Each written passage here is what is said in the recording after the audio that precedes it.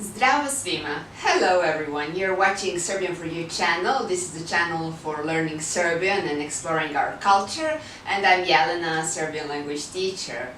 And in this travel and language series, I'm taking you to different places across the Balkans while I'm speaking in slow Serbian, so you can practice listening Serbian, and also sometimes we have short lessons about some grammar explanation where it's needed. In the previous episode we went to Gradac River, one beautiful place near Belgrade, just 1 hour from Belgrade, and in that episode we also found the old monastery Celije, and I mentioned why that monastery was so important in Serbian history, especially during the first Serbian uprising at the beginning of 19th century. And you can check that part of that in the episode 9.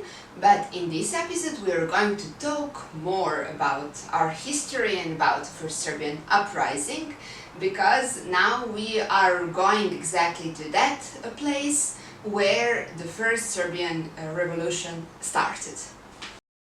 Ako iz Beograda krenete ka gradu Aranđelovcu, na 5 km pre samog grada možete naići na ovo poznato selo, selo Orašac. Evo nas u Orašcu, mestu revolucije, mestu gde je podignut prvi srpski ustanak. Iza mene se nalazi skulptura Karađorđa, čoveka koji je predvodio prvi srpski ustanak, a iza njega je i muzej prvog srpskog ustanka koji je ovde otvoren 200 godina posle samog ustanka. Ustanak ili revolucija protiv Turaka je počela posle jako dugog perioda u kome Srbija nije imala svoju autonomnu državu i bila je deo Turskog carstva. Zbog velikog terora koji su Srbi osjećali skoro 5 vekova, a koji je početkom 19. veka postao još veći, Srbi su spremali revoluciju. Ona je počela baš na ovom mestu, kada su za vođu lidera revolucije izabrali Karađorđa Petrovića, posle čega su počele otvorene borbe sa Osmanlijama. Borbe su trajale skoro 10 godina, do 1813. Do te godine Srbi su uspeli da oslobode veliki deo teritorije, ali 1813. su Turci ponovo osvojili Srbiju. Karađorđe i drugi važni lideri revolucije su otišli u Austriju, a zatim u Rusiju.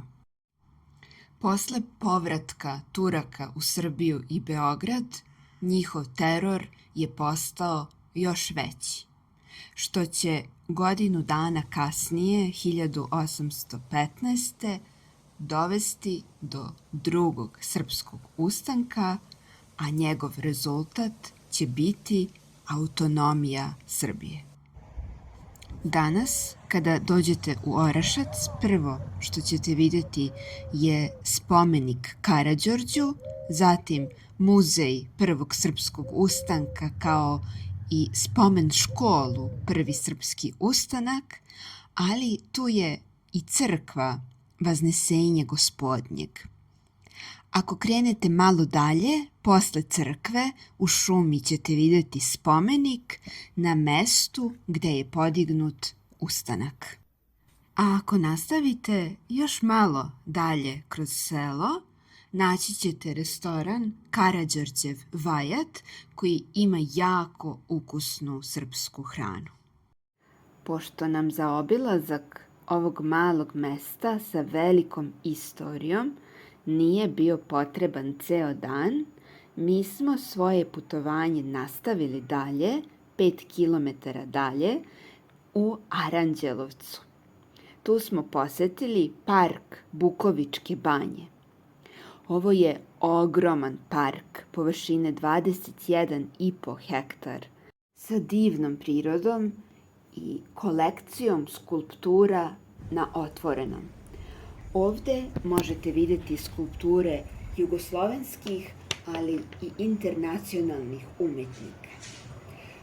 Takođe, u ovom parku možete vidjeti jednu staru zgradu, staro zdanje koje je u 19. veku napravio knez Mihajlo Obrenović kao letnju rezidenciju za svoju porodicu. Kneza Mihajla znate sigurno po glavnoj ulici i glavnoj skulpturi u Beogradu. A ovde u parku možete vidjeti drvo koje je knez Mihajlo Obrenović 1867. godine lično zasadio. Thank you so much for staying with me until the end of this episode. You heard a short but very important story from Serbian history in this small village with a huge legacy. Please like and subscribe and write in the comments if you have something that you didn't understand during this video. And next time we will be in Belgrade again, and we're going to talk about Belgrade's churches, and that will be our last episode for this season. We're going on a short break, but don't worry, we will continue with our videos a little bit later. Hvala vam i vidimo se!